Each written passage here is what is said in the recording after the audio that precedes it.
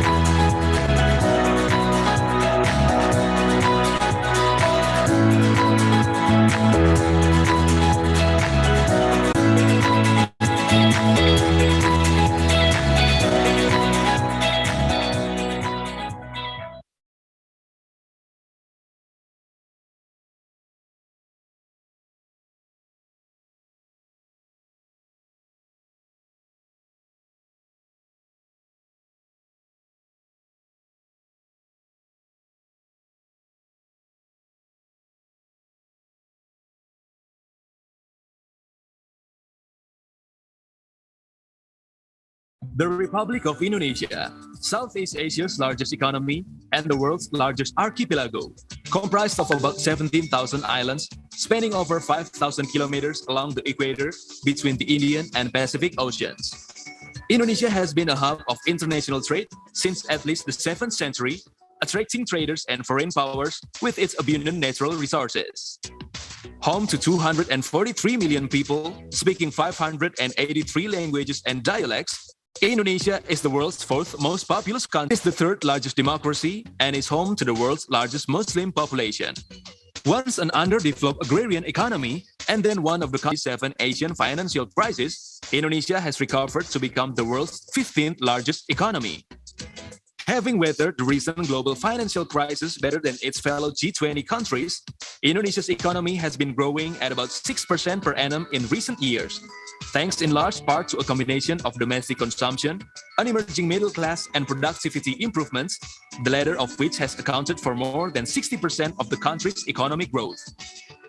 Fueled by its young population, the strong consumption habits of its expanding pearl resource wealth, that boom is expected to continue, allowing Indonesia to pass countries including Germany and the United Kingdom to become the world's 7th largest economy and will have added an extra 90 million people, creating a customer base larger than any other except China and India's, while its demographic ensure that 70% of country's population by 2050, Indonesia will be the 8th highest in the world, making it the country's GDP.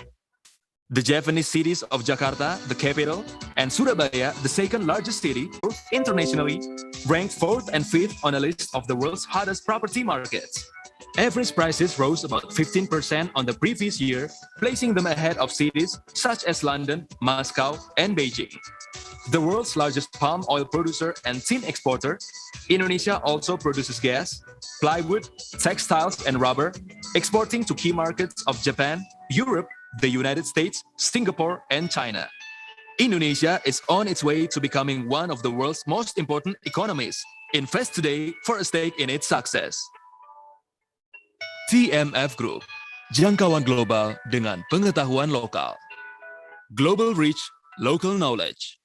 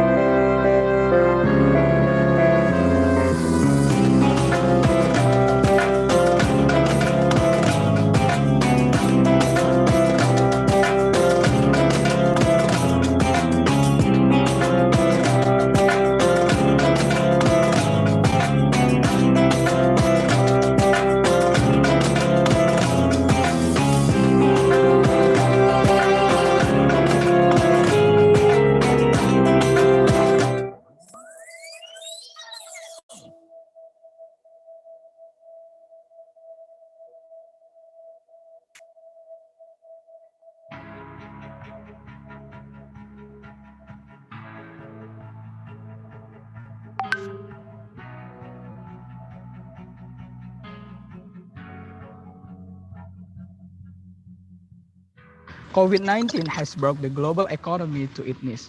The pandemic has been synchronized global economic shock and scale. Widespread lockdown have changed that we are already affecting the world. Surely, it's our responsibility to work together to face such condition. And now, Islamic finance exists to face this challenge.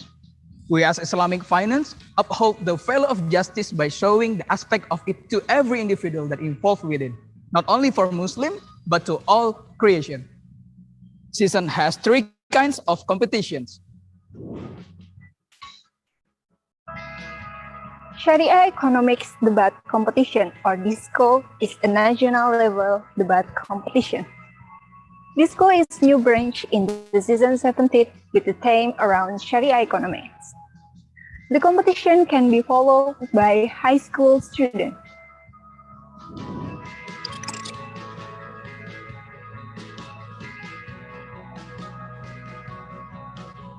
SECO, Smart Entrepreneur Competition, is a national business plan competition. This competition aims to bring up the creativity, adaptive, and solution-based business ideas from the younger generation, while at the same time, increasing the competence of the younger generation in supporting entrepreneurial skills. This competition is for high school students or equal and university students.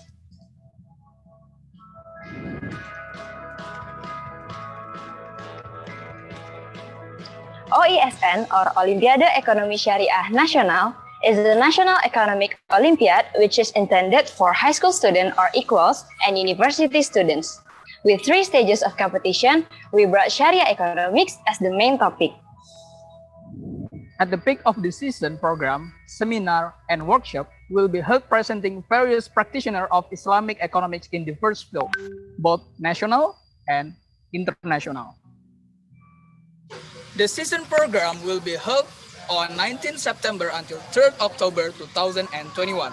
Let us rise together facing the pandemic of COVID-19 in order to achieve justice and prosperity.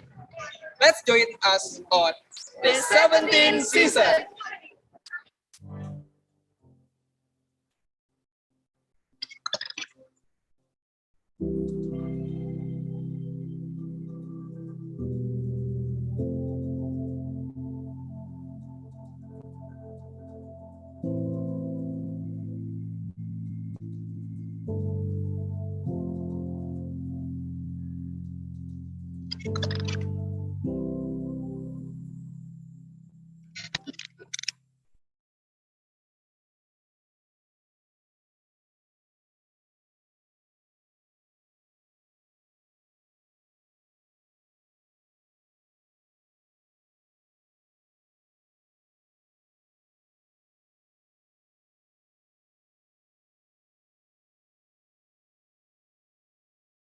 Sebagai salah satu perwujudannya sebagai Green Campus, serta mendukung kampanye SDGs, yaitu perubahan iklim, IPB University pada the 17th season bekerjasama dengan Hutan Wakaf Bogor dalam program utamanya, yaitu pembebasan lahan, penanaman pohon, serta program unggulan lainnya. Apaan sih hutan wakaf itu? Hutan wakaf itu hutan yang dibangun di atas tanah wakaf. Jadi mudah-mudahan ini menjadi ikhtiar kita untuk melestarikan hutan. Hanya dengan donasi minimal Rp10.000, kamu bisa loh ikut berperan dalam aksi kami. Mari berdonasi untuk bantu bebaskan dan hijaukan lahan di Bogor. Penyaluran dibuka mulai tanggal 15 Juli hingga 25 September 2021 melalui rekening yang tertera berikut ini. Jangan lupa tambahkan kode ONMIC 017 di akhir nominal dan konfirmasi pada link berikut ini. Waktu terbaik menanam pohon adalah 10 tahun yang lalu. Waktu kedua terbaik menanam pohon adalah saat ini. Mari berwakaf, mari hijaukan lahan di Bogor.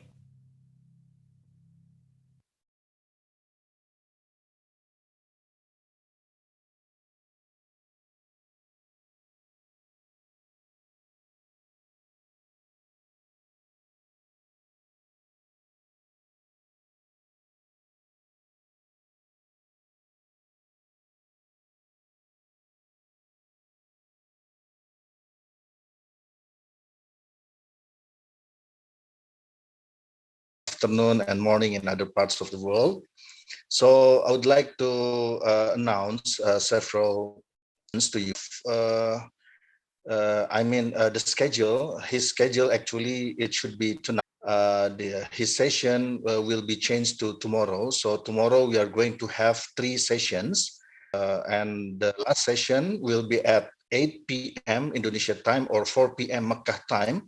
as for tonight, below 40 years old, to participate in the activities of the World Zakat Forum. And number 2 is the World Zakat Forum Research and Development, which is responsible to discuss or to formulate various strategic research that will be giving benefits for development of zakat instruments in the world. So inshallah, we are going to have this discussion, and Brother Azim Kidway will be joining us soon. So please, for all of the participants, you are required to attend this session, and we are going to have a very interesting experience from our guest lecturer tonight, which is Brother Azim Kidway. And you may also raise questions related on how to manage Islamic social fund, particularly zakat and awqaf, in the Muslim minority countries, by taking United Kingdom as the example of this development. So I think that's my announcement for tonight. So hopefully you are still with us, and inshallah there will be a great session with Brother Azim Kidway, the CEO of the United Kingdom National Zakat Fund. So by that, I think we are going to wait for 2-3 minutes. Thank you very much for your kind attention. Assalamualaikum warahmatullahi wabarakatuh. Waalaikumsalam warahmatullahi wabarakatuh. Thank you, Mr. Iqbal.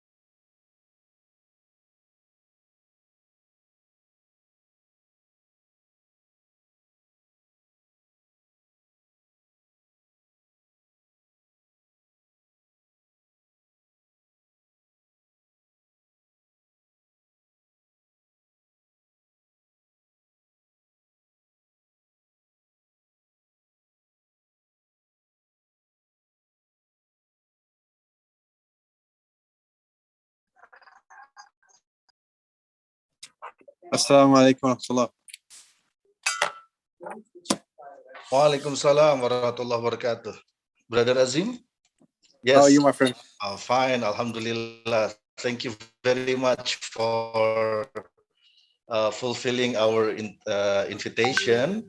Alhamdulillah, we are here in attending the Islamic Economics Winter Course, and we discuss about the Islamic social finance. And can the host also spotlight or make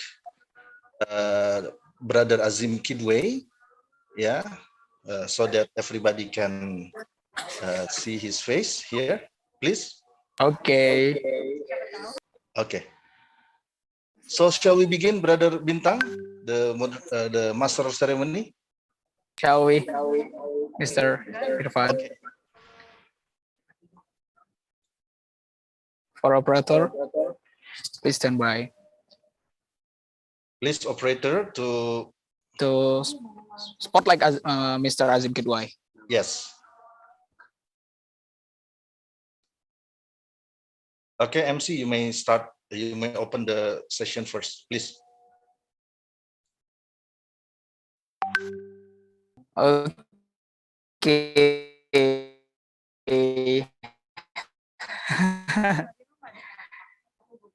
Ladies and may we invite all of you guys to kindly take your seats in front of your screen and also turn on the camera, please.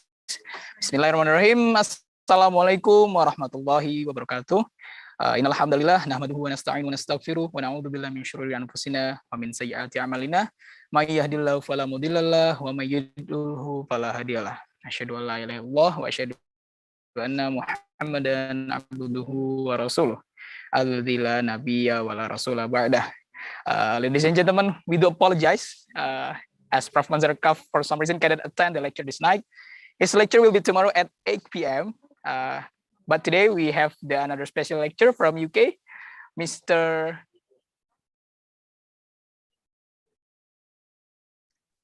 𝒂𝒍𝒂𝒂𝒂𝒂𝒂𝒂𝒂𝒂.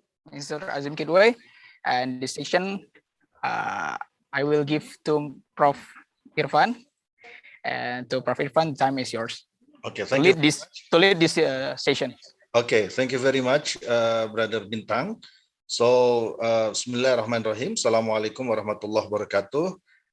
And a very good evening once again in Indonesia time, and perhaps a good day in UK time. So first of all, I'd like to thank Brother Azim Kidwai for giving time for us to deliver his experience, especially in managing the UK National Zakat Fund and also in managing the World Zakat Forum Youth. So Brother Azim, can you share with us about the experience on how to manage Zakat Fund and also perhaps Wakaf Fund, in the Muslim minority countries, particularly in the European continent? So please, Brother Azim, you may answer the question and please elaborate this with us. Alhamdulillah, now we have around almost 200 participants from 14 different countries. So it's yours, Brother Azim. Thank you very much. Bismillahirrahmanirrahim. Alhamdulillah, wassalatu wassalamu ala rasulillah wa ala alihi wa sahbihi wa man wala. Thank you very much, Dr. Irfan, for the opportunity. Jazakallah khair. It's a pleasure to address you all from so many countries and shed some light on our experience here in the UK. And for your wider context, we are operating Zakat agencies in 5 countries at the moment. So UK, Canada, Australia, Switzerland, and the Netherlands. As Dr. Irfan had said, predominantly obviously in a Muslim minority context. We are now using this experience to start building Zakat agencies in Muslim majority countries. So we have just completed our first build of a sovereign Zakat fund, which is for Somalia in East Africa. So what we're seeing is that some of the principles that we are learning here in the minority context, they are still of enormous value and usage in the Muslim majority context. And this is, I think, just what I wish to speak about today, that often we look at quote unquote Muslim lands and non-Muslim lands as very different in terms of their dynamic. But actually what we're finding increasingly is that the relationship of Muslimin with Zakat is the one that is actually quite similar globally, that it's evolving dramatically in a time of social media, in a time of vast differences in wealth, where the rich are becoming richer and the poor are becoming poorer. It doesn't matter which country you're in, there are many commonalities. And that's why our experience has been about focusing on two key things. Number one is the responsibility and the opportunity on Zakat payers. And number two is the relationship with Zakat claimants. And I'm choosing my words very carefully because they both are important to the way that we work. So in terms of Zakat payers, we don't see Zakat payers as people that are donating charity. We don't treat them as people that are giving any charity. Rather, they are paying what we see as their membership fees to Islam. That to stay Muslim, you pay your Zakat. You're not doing an act of charitable giving. You are just staying Muslim. And that's really important. So the way that we provide that service is like a financial service. So like your banking, the expectations you have, that you have a dashboard, you'll go there, you'll see your payment, you'll see how the money is used, when it was used, and when it was delivered. So for example, in the UK, if you were to donate your Zakat or you were to pay your Zakat through NZF, UK, you would obviously have a confirmation of when your Zakat was given to us. You would also have a confirmation on the specific day that your funds were deployed. So the specific day your specific Zakat was given to someone in need, and you would be given some level of detail on who that person was and in which city they were. And this is a reflection of how we see you as a Zakat payer, that you are using our Zakat payment service. On the flip side, then we have the claimants. And we use the word claimant because when you are taking zakat and when you are in your position of vulnerability and need, nobody is doing a favor upon you.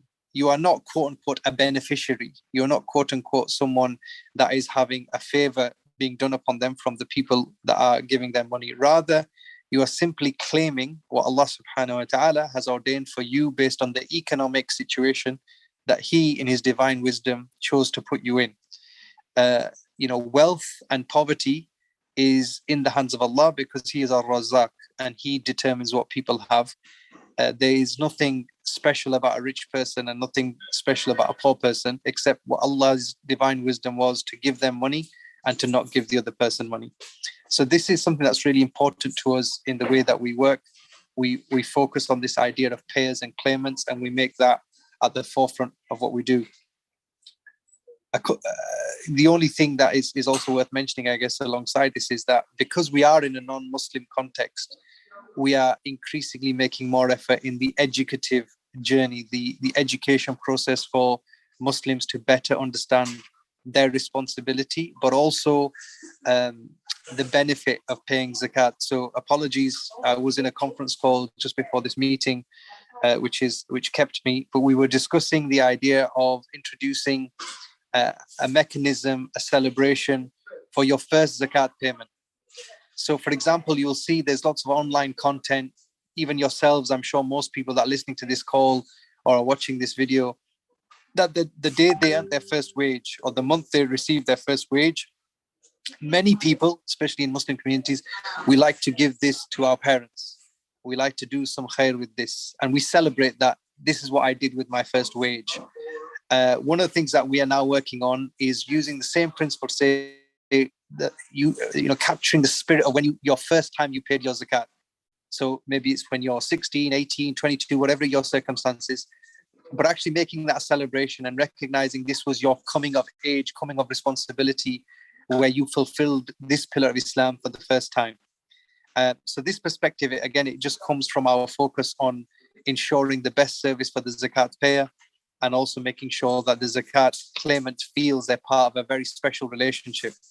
And that's just the last point I wish to make, that for people that have an interest in zakat, what we should always remember that for the person that pays their zakat, if you're in the zakat agency business, ultimately you are helping someone fulfill their Islam. You are helping someone fulfill from the very foundations and the pillars of Islam. But also, if you are supporting people that need that money to get that money, you are helping them feel Allah's mercy. And in a time of depression, isolation, many challenges where people have been struggling with COVID, they don't have jobs, they don't have money, they can't feed their families. When zakat arrives, it's not zakat, it's not food, it's actually Allah's mercy on that family, and they will typically receive it as that. So it's a very sacred transaction, zakat. It's a very sacred relationship, both for the payer and the claimant. And it's important those that have an interest, they don't get lost in just looking at the numbers and the calculation and the distribution methods and the programs. Rather, they focus that this is an ibadah and it has such a weight of it being done correctly that the first Khalifa, Abu Bakr radiallahu anh, he was willing to shed the blood of Muslimin for not doing this in the way that it was intended. And that is a big, big thing, that whenever we get lost sometimes in the mechanics and the details, we should remember the spiritual position that this holds, because it was sufficient for Abu Bakr radiallahu anh and his ijtihad, which had the support of Umar radiallahu anh and others, that this was a matter that was big enough that if it was not to be done correctly, then he would shed the blood of people that said, La ilaha illallah Muhammad Rasulullah. And that would not be an easy decision for Abu Bakr, but he was willing to make that decision, radiallahu anh. So this is very important that we take the affairs of our agencies very seriously. We work with people in a professional manner, and we make sure that whatever we do that seeking Allah's face, and we do it in the way that is befitting His name, as every pound or every dollar or every ringgit or every rupiah of zakat that is collected only because the believer fears Allah, so they pay, and the claimant, they come seeking Allah's mercy, so they take. And Allah subhanahu wa ta'ala knows best. I'm open to take any questions or thoughts I have another 10 minutes. And back to you guys. Okay, thank you very much, Brother Azim. Can you elaborate about the developing this Zakat Fund, because now, of course, if you look at now, the UK National Zakat Fund is the biggest in the United Kingdom. But of course, there are some obstacles that you may face. Can you just share with us the major challenges in developing this Zakat Fund, and also in getting the public trust, the trust from the Muslim community there? Because I believe it's not an easy thing to do that. Can you elaborate on this one also, brother? No problem. Yeah, I mean, I think the biggest educational hurdle we have is separating zakat from sadaqah in the minds of the people. So when you're living in a rich country like the UK, for example, we often feel that as a community anyway, and it's the same in Switzerland, Canada, Australia, and all the countries that we're in, there is an emotional feeling that we should be exporting this zakat, that we should be spending our zakat in countries, in Muslim countries first and foremost, Muslim majority countries, but also where there is, major trial from a dunya perspective, like Palestine and Syria and Afghanistan, etc. So that's the fundamental, or the most significant obstacle that we have, is helping Muslims understand that zakat is not sadaqah. Zakat is not an emotional transaction. Rather, their zakat is an obligation to Allah subhanahu wa ta'ala that has certain rules and has certain best practice. So just like, for example, when it comes to salah, we know there are certain rules for offering our salah. We know there are certain principles that guide the way that salah is done best. The zakah is no different. And that's why our biggest obstacle when you're in a wealthy country is allowing people to see that zakat belongs in the country that you are in, as opposed to being exported to other countries. However, at the same time, obviously, we as Muslimin that have means, we have a responsibility to our brothers and sisters in Africa, in Asia, in the Middle East. We just try to communicate to them that responsibility should start at 2.6%, not end at 2.5%. I would say that's the biggest challenge. Yes. Okay. Thank you very much. I think we have a question now from the audience, from Hanan Hussein. Please, if you want to ask the question to Brother Azim. Yes. Please unmute yourself first. The host, please unmute Brother Hanan. Hanan Hussein. Yes. The host, please. Yes. Okay. Jazakallah. I'm Hanan Hussein from Sri Lanka. It is we also living in a minority context. I would like to ask, in your journey, you are performing well, mashallah. But I want to ask regarding regulatory measures, how you are facing regulatory arrangements. So how you can cope up, because in Sri Lanka we are facing a lot of regulatory measures to manage the funds and things. How we have to work. There are a set of contexts here. So in your context, how it can be overcome? Okay. Yeah, thank you for that question, my brother. It's a very difficult or very different situation, I guess, in Sri Lanka. Not to go into politics, but it seems very clearly you have a very hostile government. And sometimes regulation is used as a means to squeeze the community. In the UK, we do have a regulator. I would say from my own experiences that the regulation is actually good. It provides lots of safeguards. It makes us stronger.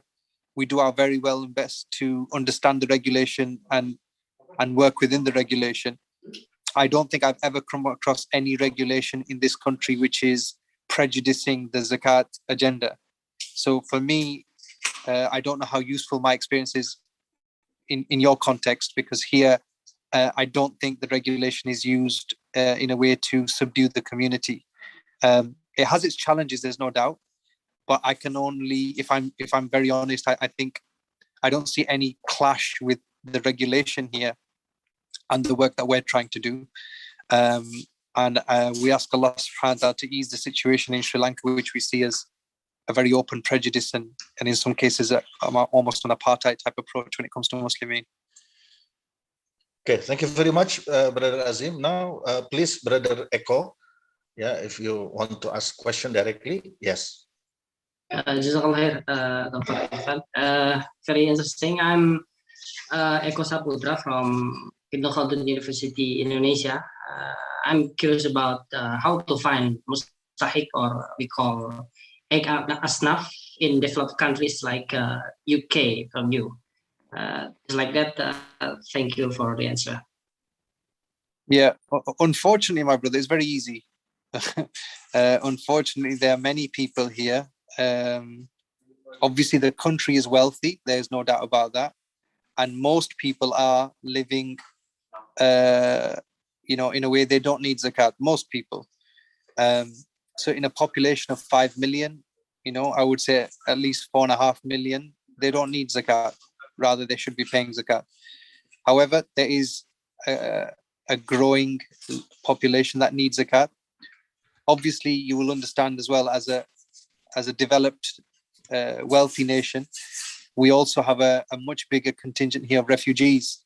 So, for example, people that are flying in from, war-torn countries like Syria, Iraq, Yemen, now Afghanistan, and they need assistance. So here we have a system whereby when you arrive in this country, you are called an asylum seeker, which means that you don't have, for most people anyway, you don't have a status. So the time between you achieving refugee status and arriving may be, maybe a month, but maybe 10 years, unfortunately. So in that time, there's definitely a significant need. And what's important, and maybe colleagues in Indonesia, they would appreciate this, that while Muslimin don't fulfill that need, the church is very active to try and fulfill that need. So you see an effort for Christianization from the churches to participate in this. And that's why we feel it's very important that Zakat and Muslim agencies are able to respond when the people that need their help, as opposed to leaving it to the fact that other people could fulfill that need.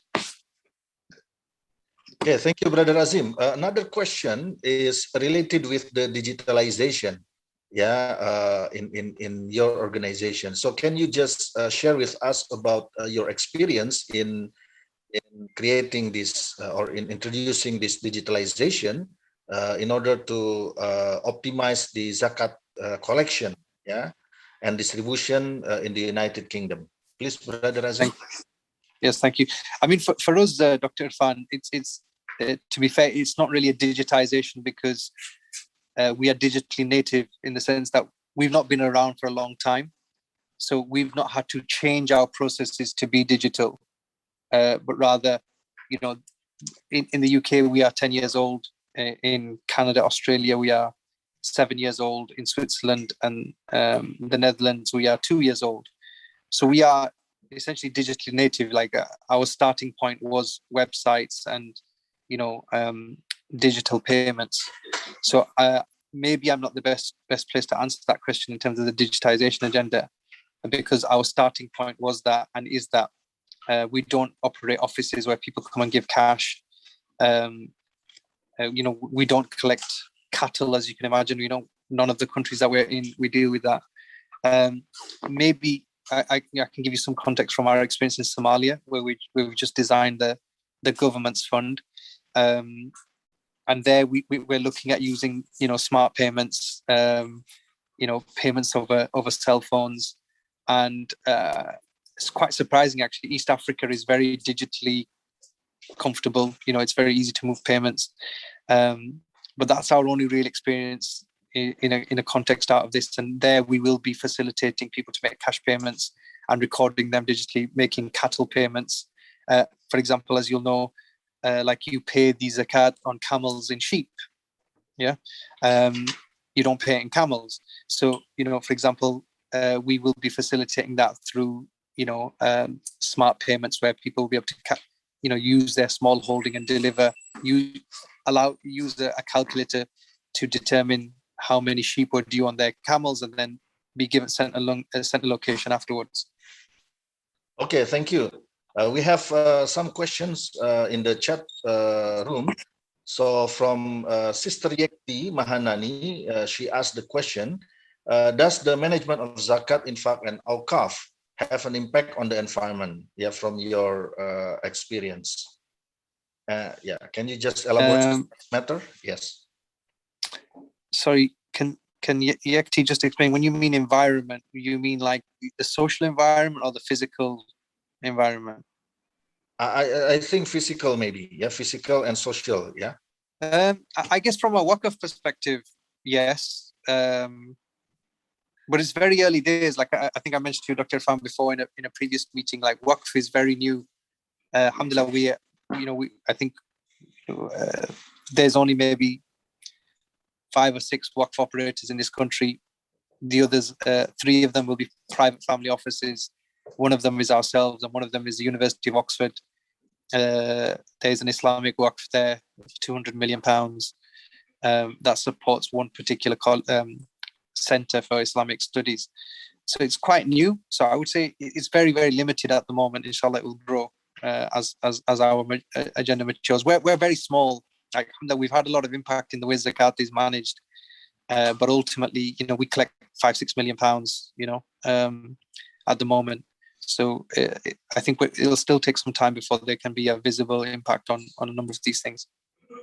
I'm just conscious, Dr. Irfan, I have to go to Salah yes. in a few minutes. Okay, can you just answer one more question, yeah, from the audience, from Brother Ahlan Shah, yeah. Are there any advantages that you can get when you manage zakat in a Muslim minority country compared to a Muslim majority country? The advantages, yeah, from I think the main advantage is that we are free, like we don't have to have government engagement, government sign off. We don't need Ministry of Islamic Affairs or Ministry of Zakat to approve or authorize our work. Like I know, for example, in Indonesia, I think you're very fortunate with BASNAS. I think BASNAS is a great organization doing some fantastic work. I don't think it's representative of its equivalents in other countries. Mashallah, my experience of BASNAS has been fantastic, but I'm conscious in other countries sometimes it's very, very much bureaucratic, a lot of red tape, very little innovation. So we don't have any of that. We're independent. Legally, we're independent NGOs. So as long as we follow the NGO rules, we are free to innovate. We are free to do what we need to do. So that's the biggest advantage. We don't need government approval for any of our work. As long as it's legal, we're free to do it. Okay, so thank you very much. Do you still have time? No, I really need to move, Dr. Irfan. I'm happy if you want to collect any questions, and I can send you a written response. It's just obviously because I have to attend the Salah. Yes. Thank you very much once again, Brother Azim Kidway, for participating in our Islam Economics Winter Course, and it's a very good opportunity to listen to your experience. And inshallah, if there are some other questions that are related to you, then we will contact you directly. Once again, thank you very much, Brother Kidway, for your time. Maybe you want to have some closing statement? No, I just need to go now. Okay. So thank you very much once again. May Allah bless you. Okay. Assalamualaikum. Assalamualaikum warahmatullahi wabarakatuh. Thank you. Thank you very much, brothers and sisters, for your kind attention, and apologize for this, switching the agenda. But inshallah, tomorrow we are going to attend the 3 sessions, with Professor 𝒂𝒍-𝒂𝒊𝒂𝒉. And since we still have time, so allow me, committee, that in this time, I would like to share with you about the current, the most updated issue in the world zakat movement, which is the issuance of World Zakat Performance Indicator. So allow me, in this session, I would like to give you extra information, on how to develop or to know this World Zakat Performance Indicator, or WZPI, which has been developed by World Zakat Forum Research and Development. And Alhamdulillah, the head of this WZF Research and Development, Dr. 𝒂𝒊𝒂𝒂𝒉 Zainal, is also here with us. So I just make coordination with him. Inshallah, I will share with you about this. So the host, please allow me to share screen. Yeah, and inshallah, the material for this will be distributed after this. So we are going to utilize half an hour, our time to discuss about this World Zakat Performance Indicator. So, yeah. So hopefully you are not get bored with me, because for 2 consecutive days I met you here. Yeah, hopefully you are still with us. Yeah. So the World Zakat Performance Indicator is something that we develop in order to increase the quality of global zakat movement, and it will be implemented, yeah, in the World Zakat Forum. Yeah, although we are going to have a special session on this during the lecture given by Dr. Zainul Bahar Nur. Yeah, I'm not sure in which day. I think on Friday or something. I forgot about it. Yeah, but inshallah he will be explaining about this in detail. So why we need to have this World Zakat Performance Indicator? Yeah, because as we know that we need a standard of measurement, yeah, that can capture the complexity of zakat administration, and that can be used, yeah, this information or measurement by various stakeholders in order to ensure that the management of zakat is in the correct way, is in the good hand, is in the trustable institution.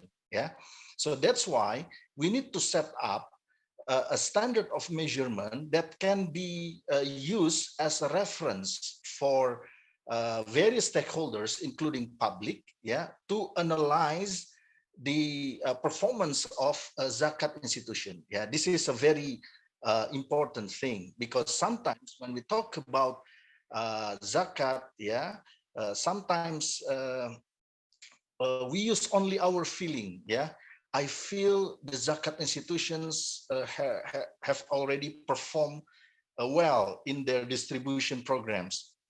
Yeah, just feeling. Yeah, without knowing whether the distribution of zakat is able to reduce the poverty incidence. Yeah, the level of poverty, for example, of the mustahiq, or the number of mustahiq that can be transformed into muzaki. Yeah, so we don't have any reference at the moment, yeah, except in the case of Indonesia, we already have various index, but globally speaking, we don't have a measurement standard that can be used to compare the performance of each country. So that's why under the World Zakat Forum administration, this initiative was introduced, and Alhamdulillah, the World Zakat Performance Indicators have been approved, yeah, by Secretary General and the Deputy Secretary General of the World Zakat Forum. Yeah. So what is the objective of this study? That is to construct this World Zakat Performance Indicator. Number one is to explore the theoretical framework of zakat management performance. Yeah. Number two is to determine, you can read this, yeah, the relevant indicators to evaluate the performance of the system. Yeah. In the WZF member countries, as we know that World Zakat Forum has 40 member countries, and to provide a robust measurement tool for the WZF and its member countries in evaluating zakat management performance at global level and in their respective countries. So now, by introducing this World Zakat Performance Indicator, it is expected that each country, yeah, may have tools, yeah, that can be used as the reference to find out the weaknesses of the system and try to come up with the policy to correct the system, yeah, to make sure that the performance is getting better and better over time, yeah, from last year to this year, and next year also will be better. So it will be based on this solid measurement standard. Yeah. And if we look at the zakat measurement performance indicator, yeah, from the practical evidence, our major reference is zakat core principles, because as I have highlighted, yeah, yesterday during my lecture, that zakat core principles, yeah, is a document that is attempting to increase the quality of zakat system in one country. Yeah, and here in this zakat core principles, there are many principles that can be used, yeah, as reference to analyze the condition, yeah, of zakat system in any country, and the solution, yeah, if the things are not in a good way. Yeah, so there are many here. Yeah, the standard that has been introduced, yeah, in these core principles. Yeah, for example, if we look at the zakat operational standard, yeah, you can see there are the principles related with good amil governance, collection management, disbursement management, various risks. Here you can see there are a lot of risks, yeah, like country and transfer risk, yeah, reputation and muzakir loss risk, yeah, until disclosure and transparency and abuse of zakat services. Yeah, similarly on the supervisory standard, yeah, we have various aspects that can be used to make sure, to ensure that the zakat system is running well. Yeah, for example, we should develop the permissible activities.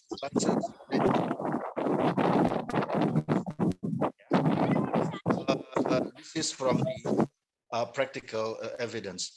And also some studies have been made, yeah, like here in the case of Malaysia, yeah, they have tried to come up with the zakat performance index. Yeah, you can see the dimension discussed in this paper, and also the variables, yeah, variables measured.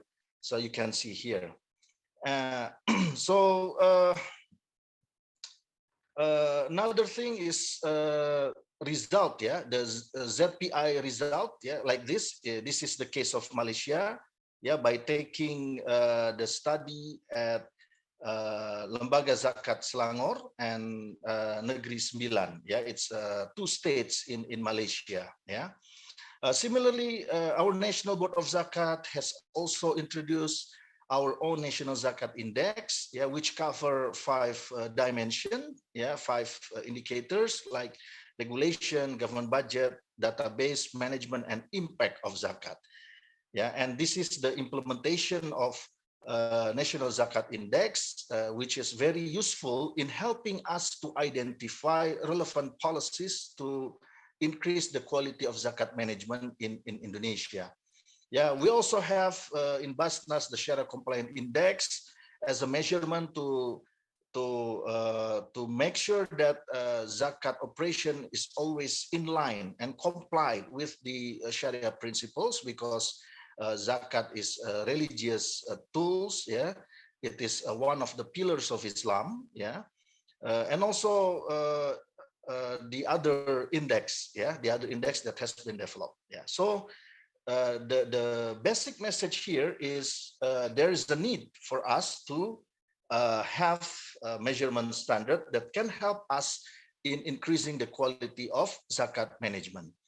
So what is the methodological approach in constructing this World Zakat Performance Indicator? We have combined the qualitative approach with the quantitative approach, and we have created this WZPI as a multi-stage weighted index, which means that this index, the World Zakat Performance Index, can also be divided into other index. So in other words, the components of World Zakat Performance Index can also be made as an index. So we can have a separate index. Yeah.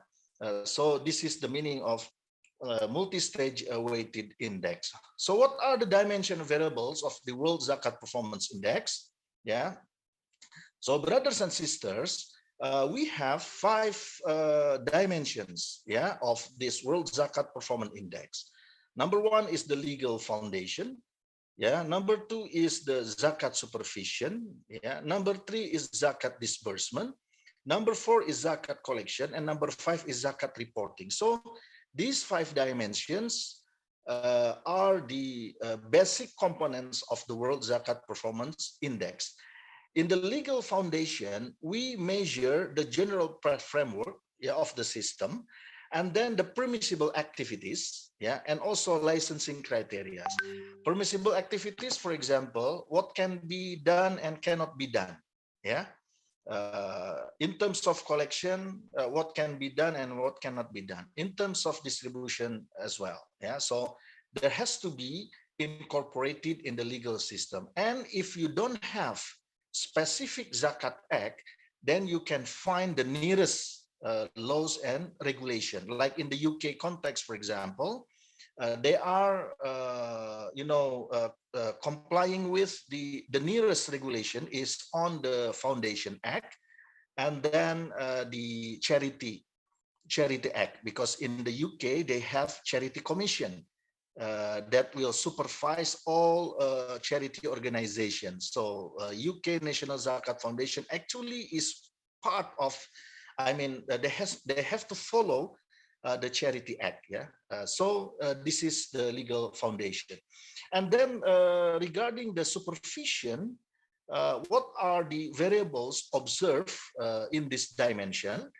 We observe about the supervisory approach, supervisory techniques and tools, and supervisory reporting. Yeah, while on the third dimension, which is related with zakat disbursement, we analyze the variables like disbursement mechanism, allocation to collection ratio. What is it?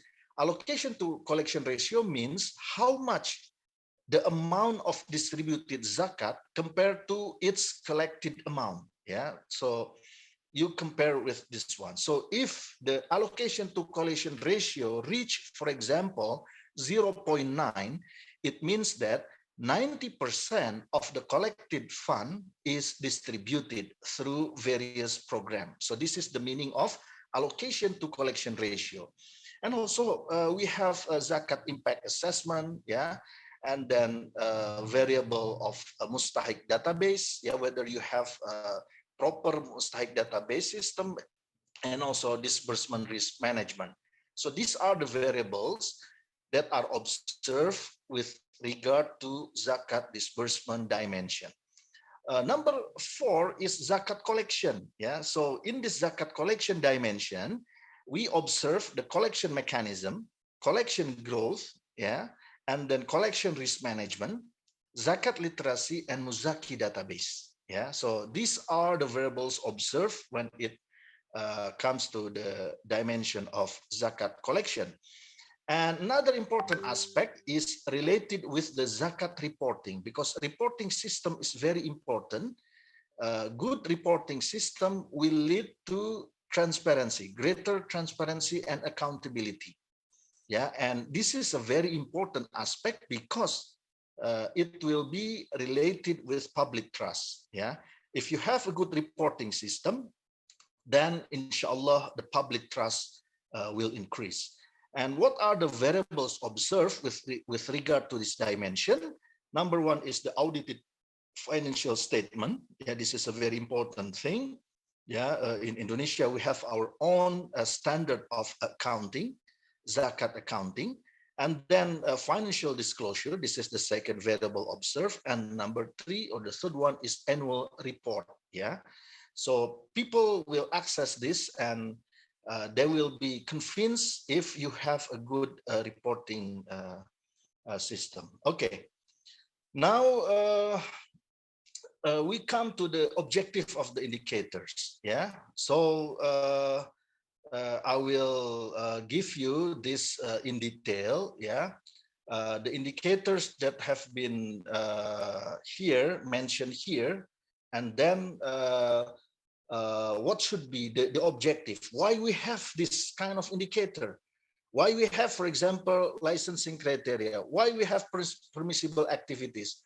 Yeah, why we have charity or legal foundation that gives you the basis to operate in your country? Yeah, So of course, this will have its own objective, and it is based on the Zakat core principle. ZCP means Zakat core principle. ZCP1 means the first core principle in the ZCP document. Yeah. For example, let me talk about licensing. For example, why licensing is very important? Because the licensing is related with the authority, licensing authority. Yeah, who is given the authority to give license, or to revoke license? Yeah, if you violate several, violate the existing regulations, of course, your license will be revoked. And who will be applying this power? Yeah. Similarly, because it has to be clearly defined. If you refer to the nearest, let's say in the case of Muslim minority country, like in Sri Lanka, for example. So what should be the nearest, the nearest regulation? Yeah. Let's say the Foundation Act. This is the in general. Yeah, you have foundation. Of course, foundation, you have certain law on it. Yeah, and of course, in that law, the licensing authority will be clearly determined. Yeah, so you have to clearly observe the nearest law, this nearest law, and then you have to operate under this law. Yeah, and then this is the indicators. Yeah, like supervisory approach. Yeah. What should be, why we use this one? Because we need to know about whether the supervisor of zakat has a supervision scheme, on an integrated basis, covering all aspects of the zakat collection and disbursement. Similarly, why we need to have audited financial statement? Because it's very important for us. And of course, the collection and distribution of zakat must be clearly recorded and reported. And it has to be, at the end of the day, audited by the auditors, of course. Okay, so this is the objective, why we have these indicators, and inshallah the paper will be distributed to you. And also the book of World Zakat Performance Index can also be downloaded. It can also be downloaded in our World Zakat Forum website. You just type World Zakat Performance Index, and then you will be getting the book. Or later the committee will be distributing this one. Similarly, with the zakat literacy, for example, it identifies the understanding level of community towards zakat knowledge. So you have to calculate the zakat literacy index, in order to understand, the level, the knowledge level of the community. How deep is their knowledge? Because in the case of Indonesia, we divide this zakat literacy index into two parts. The first one is the basic knowledge of zakat literacy, and the second one is the advanced knowledge, advanced knowledge about zakat literacy. So this is I think these are the objective. And then I would like to further the legal framework dimension. We have a variable that is talking about the presence of a legal framework for zakat or charity organization. So what is the current condition that is faced by WZF member country? So whether the country, the state or religious council or local community has a legal framework for zakat or charity supervision or not. If they have this one, then we can put it under a score of 5.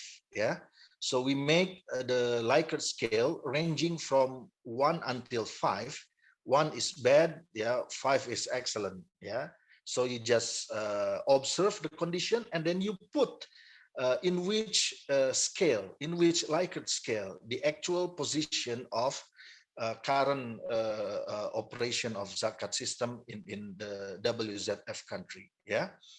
So, for example, another example in the zakat supervision. Let me take, for example, the second variable. Yeah, because we have 3 scales here. Yeah, 1, 3, and 5. Yeah, supervisory techniques and tools. Yeah.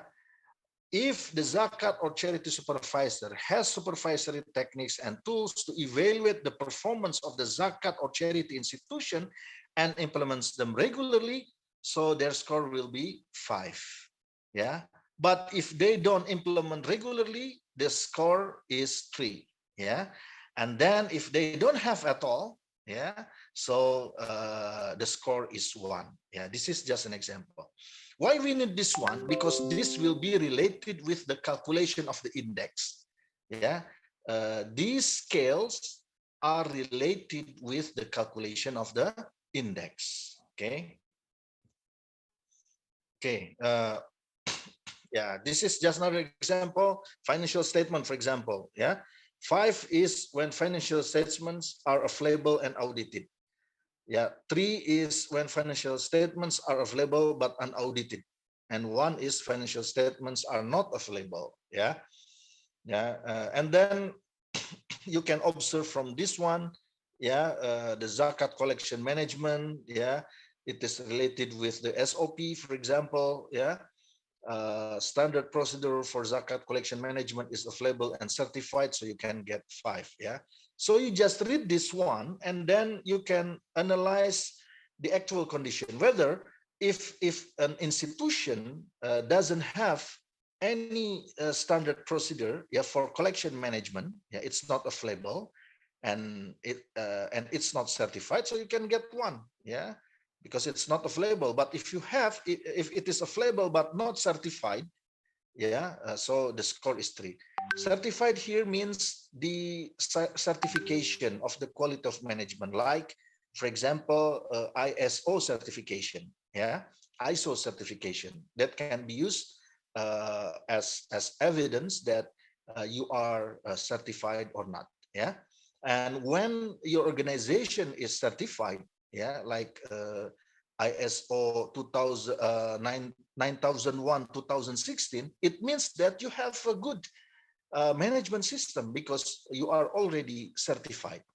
Yeah, similarly with the variable of zakat collection growth, here we consider when collected zakat growth is exceeding 20% as an excellent one. Yeah, so the percentage should be more than 20%. So you can see this one. Yeah, similarly with other dimension. Yeah, and then the use of that one is we will use this to calculate the index. Yeah, and here is the weighting of the dimensions. Yeah, and variables. This weighting process is done through expert judgment and also the agreement from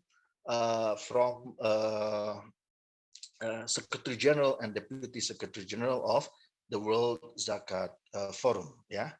So what are the interval and assessment criteria? Yeah. This is the rating. We divide the rating into 5. Yeah. 5 rating. Yeah. AA, AA, A, B, C, D. Yeah.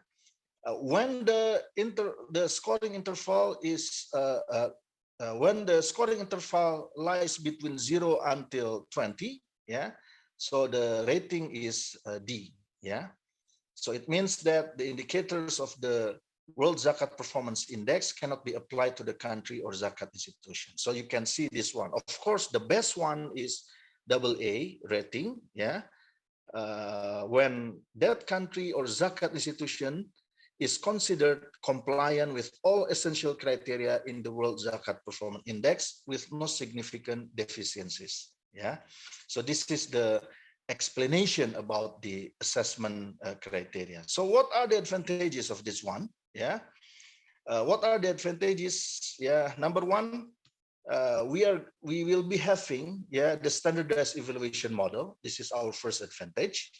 Yeah, number two, we can have guidance for good zakat administration because every year the World Zakat Forum will have its own annual meeting. And this year, inshallah, the World Zakat Forum will be extended to Waqaf as well. So it will be World Zakat and Waqaf Forum. Yeah. So at least for Zakat sector, we're going to have a guidance on how to develop the good Zakat administration. The third one is the third advantage. It will be strengthening the global Zakat database, because at the moment, one of the weaknesses that we have to acknowledge is related with the database. You don't have a database system that can be compared from one country to other country. So that's why we come up with this idea of introduction of World Zakat Performance Index in order to provide a better database of global Zakat system. And the fourth advantage with the implementation of this WZPI is related with the effort to strengthen the performance of Zakat management under the World Zakat Forum. This is the most updated issue, yeah, and hopefully this will give you more knowledge about what has happened, yeah, in this global Zakat movement under the World Zakat Forum institutions. Yeah, so Alhamdulillah, we've taken 20 minutes to discuss about this, and if you have maybe 1, 2, or 3 questions, yeah, related with the World Zakat Performance Index, you can please, if you have a question. So maybe Brother MC, yeah, you can lead the Q&A session, if any. Thank you very much, and once again, apologize for the inconvenience caused in the change in this changing agenda. Yeah, this is part of the risk mitigation in make sure that all of the events can be beneficial ones. Yeah. So thank you very much. Yeah. Okay, thank you very much, Mr. Irfan 𝒂𝒃. As this is about World Zakat Forum. To participant want to ask about the zakat, you can drop the question to chat forum, or you can raise in the future. Okay, this one question from Syarah Syahira Muhammad Yusuf. Assalamualaikum, Prof. Very good deliberation. Just wondering if the same performance indicator can be applied for Waqaf sector? Yeah. Of course, it can be applied, but of course with cautions. Yeah, it can be applied with cautions. It means that because the two, although are similar and are in the social sector, yeah, but in Waqaf, of course, there are other aspects that need to be considered. Yeah, but as the basis of reference, yes, we can use this one. Yeah, but of course, when it comes to Waqaf, other things need to be considered. For example, in Zakat, if we look at the very basic operation of Zakat, you collect the fund and then you distribute the fund. Yeah, and then 1/8 of this collected fund will be allocated for Amil. Yeah, as right of Amil. That is the simple operation. But in Waqaf, when you have to look at from the collection side the types of Waqaf asset. It can be cash Waqaf, it can be fixed asset, and the method of you can say collection of cash Waqaf and also fixed asset Waqaf. Of course, this will be different. Yeah, and when you collect cash Waqaf, for example, yeah, you cannot simply distribute it. Yeah, because you have to maintain, yeah, the cash Waqaf itself. Yeah, so what we need to do, we have to invest. Yeah, so these processes must be captured in the index. Yeah, that's why there should be, although we are in the same Islamic social finance instrument, yeah, Zakat and Waqaf, but of course in Waqaf, it is a bit more complex compared to Zakat, because you cannot take the right of Nazir directly from the collected cash Waqaf. You have to invest first, and you got the return, and out of that return, then you can have the right of Nazir. Yeah, for example, in the case of Indonesia, maximum is 10% from the return of the investment on cash wakaf. Yeah. So this kind of unique feature of wakaf should be incorporated in the index. Thank you. Hopefully this answers your question.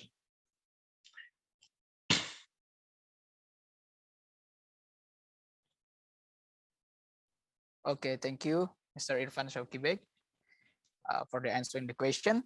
Are the participants want to ask another question?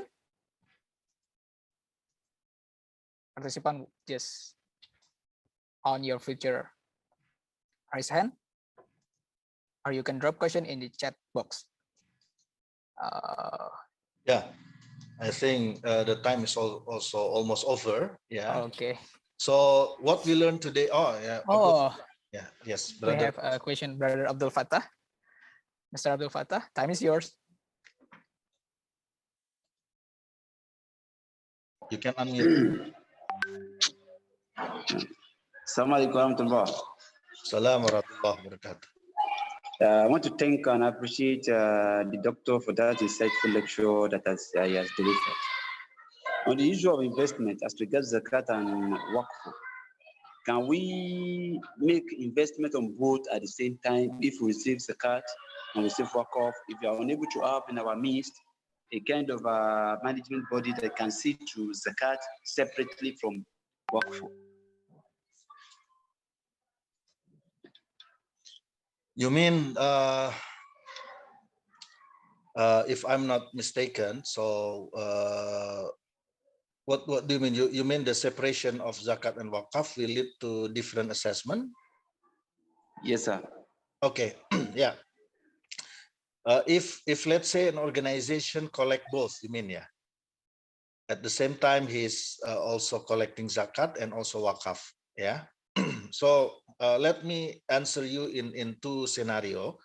The first scenario is, of course, when you perform different function. Let's say your organization of Zakat, you are not allowed to collect Waqf. Of course, the rules will apply to each sector. For example, the Zakat rules will be applied to Zakat organization, and Waqf rules will be applied to Waqf organization. But if an organization is given license or is given authority to collect both Zakat and Waqf, of course, you cannot, you have to clearly differentiate between the use of Zakat and the use of Waqf, yeah, because Zakat and Waqf, they have different foundation of fiqh, yeah, that has to be followed, and also different assessment, and also different approach, although the two can be combined. Yeah. For example, yeah, let's say in one project you have a school. The school building can be developed from Waqf. Yeah, school location is on the Waqf land. School building is made or is constructed from Waqf. But since the school is devoted for the poor, so the operation of the school can be funded from Zakat. Yeah, so the operation of the school can be funded from Zakat. Yeah, you can use Zakat fund to give scholarship, yeah, for the poor students, yeah, to come and to study in this. Of course, yeah, mixing the two funds are okay, no problem. Zakat and Waqf can be combined. But in terms of accountability and transparency, the way you record and report, yeah, in terms of financial system, of course, you have different rules, and you have to follow with that one. So in a very simple word, when you perform two functions of Zakat and Waqf in one organization, so you have to follow, yeah, the accounting standard for both Zakat and Waqf. And I understand that not all countries have their own accounting standard. Yeah, it's very few countries that have their own accounting standard for Zakat and Awqaf, yeah, for Waqf.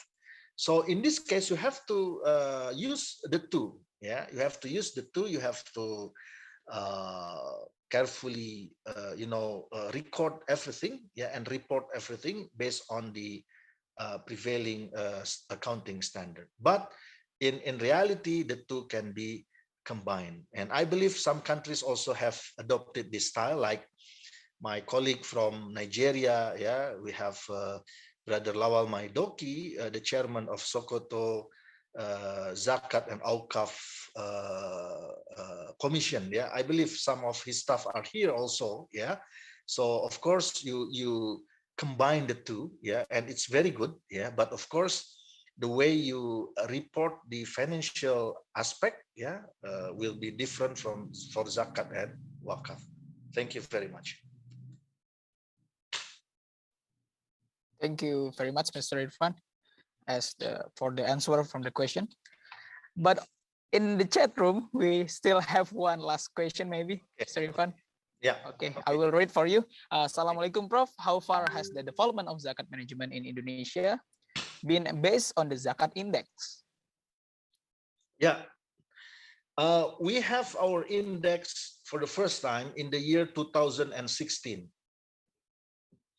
So I still remember the date, because that was the first date of the issuance of our own national zakat index. It was officially declared on 13th of December. If in the Western movie you have Friday the 13th, which is always related with the scary movie. But in our case, the 13 is a very good number because it was for the first time our own national zakat index was launched 2016. You can say it's almost 5 years ago. So what we do, we implement this one in the year 2017. And every year we calculate the performance of zakat system in our country by implementing this national zakat index. Dr. Hasbi is the director of Basnas Center of Strategic Studies. He's my successor for this center. So what happened after we use this index? Our collection can be increased 4 times greater, from 1 to 4, 4 times greater within 4 years. So it's a very huge increase. And if you look at the national collection data, for the last 5 years after the introduction of this index, the number of collected fund can be made triple.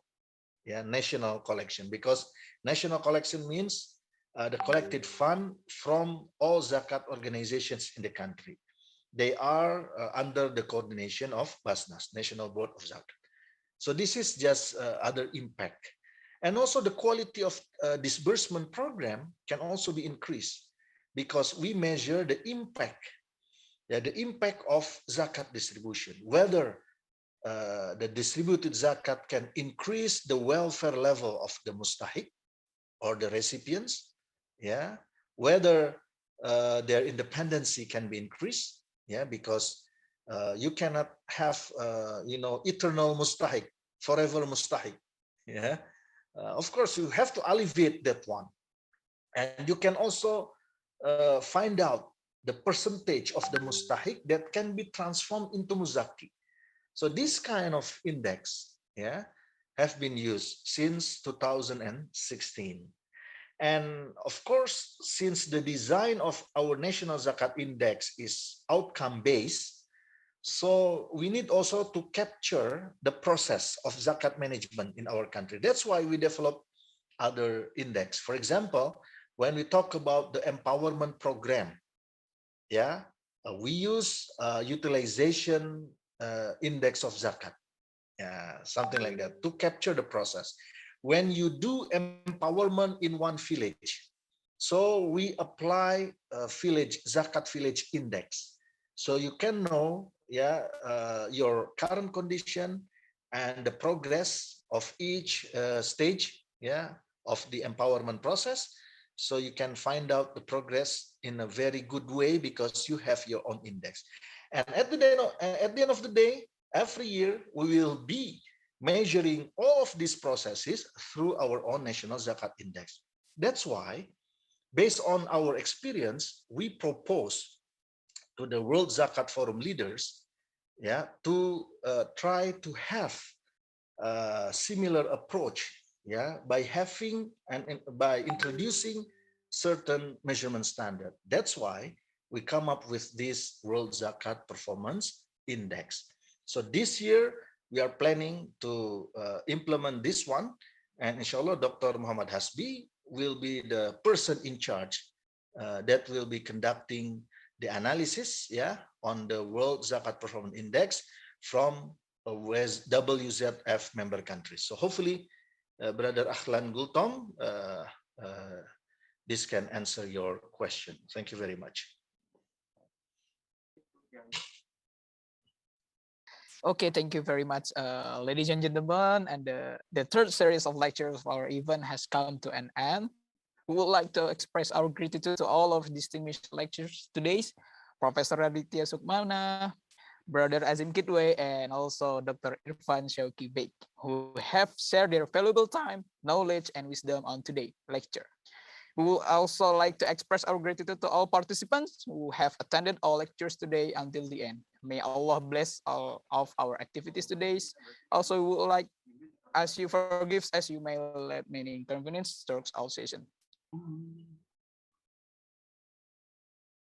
Before we close, we would like to remind all of participants that tomorrow's agenda will start at the same time as today's, at 4 o'clock in the evening or 4 p.m. Western Indonesia times. Tomorrow we are going to listen Dr. Nida Khan, who will deliver a lecture on the implication of blockchain for Islamic social finance sector. Also, Mr. Umar Munsni on case study Islamic digital economy in Malaysia and Singapore, and in the end, Professor Monzer Kaf on realizing Maqashid of Sharia in Islamic social finance. We will also like to remind all of participants about the group assessment from Professor Monzer Kaf in OCW. Please kindly check your account at the website ocw@ipb.ic.id using your username and password. Wallahu alam. And the end of program, let's ask to take a photo.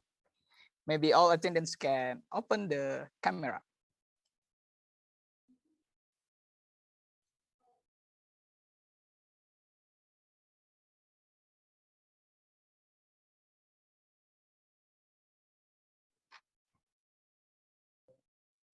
Masya Allah, Mr. 𝒂𝒊𝒂𝒉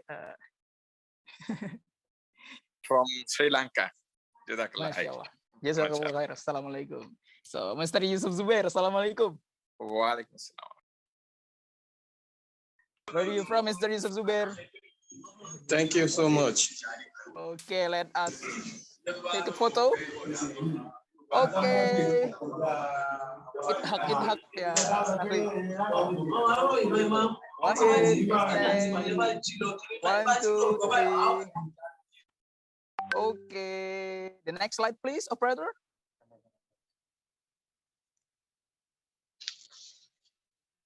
One, 2, 3. All right. Mr. Suhaimi Muhammad Sarif, Masya Allah. Very handsome.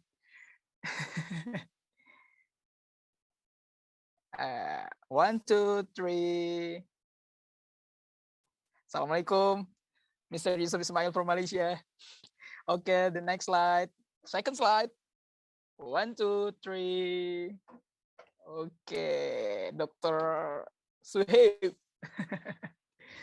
Okay, the third layer. 1, 2, 3. Okay, the fourth layer. 1, 2, 3. The fifth layer. 1, 2, 3. And the last layer. 1, 2, 3. Okay. Wallahu alam bisawab. Let's close our agenda today by saying hamdalah, alhamdulillahirabbil alamin. Alhamdulillahirabbil alamin. And doa kafaratul majlis, subhanakallahumma wa bihamdika, asyhadu an la ilaha illa anta, Astaghfirullahaladzim. Barakallah. Assalamualaikum warahmatullahi wabarakatuh. Tomorrow we are going to Jazakallah have khair, 3 Dr. sessions tomorrow. Irfan. Jazakallah khair, MC. Assalamualaikum.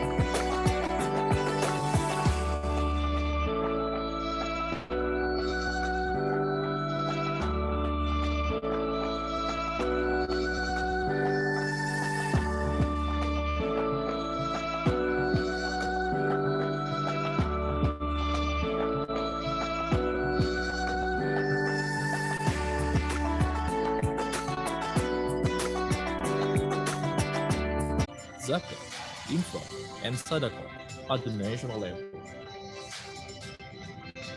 In accordance with the law number 23 of 2011 concerning management of zakat, Basnas Indonesia is given the authority to manage zakat nationally. Based on its law, Basnas is declared as a non-structural government institution that is independent and is responsible to the President through the Minister of Religious Affairs.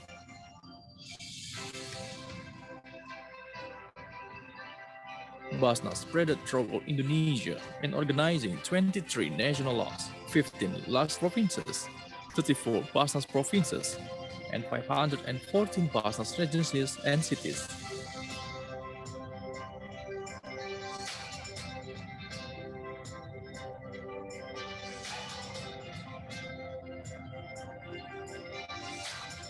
Since 2004, Basnas has achieved ISO 9001 of 2015, and Basnas financial report has been audited by public accountant with unqualified audit opinion since 2002, and achieved gold and bronze award from Indonesia Community Engagement Award 2018 for Public Community category.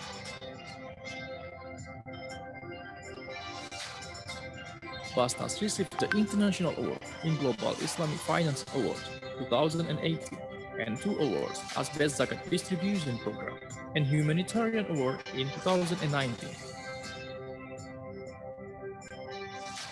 The most favorite philanthropic institution on the Anugerah Sharia Republika Award 2018 got the Best Service on Zakat Management Organization category in 2019.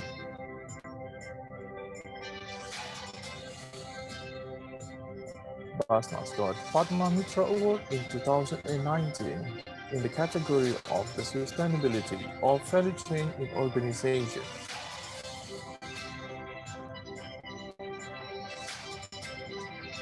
Since establishment, Basnas Indonesia has attempted to provide benefit to mustahik or zakat beneficiaries in order to increase their quality of life through Basnas programs. The program's category